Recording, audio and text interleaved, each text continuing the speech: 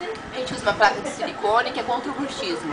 Bruxismo é uma causa de doença, uma doença causada pelo estresse ou herdada. A minha, eu andei pesquisando, minha tia tem bruxismo também, minha prima também tem bruxismo, e minha prima de segundo grau também tem bruxismo, quer dizer, então que eu herdei bruxismo. Bruxismo é uma doença que provoca dor de cabeça. Eu acordo, eu estou com aquele aparelho e meu namorado fala, vamos lutar, Cris. Você parece uma boxeadora. Eu falo, Fábio, pra dor de cabeça. Muito obrigada, dor no maxilar Fábio. também. Tão compreensivo. Hein? Não dá dor no maxilar também?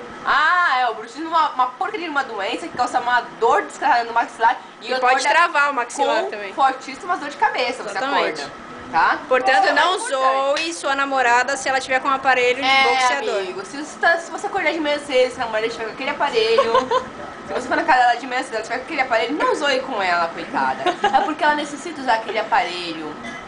Eu tenho bruxismo. E você aí do outro lado?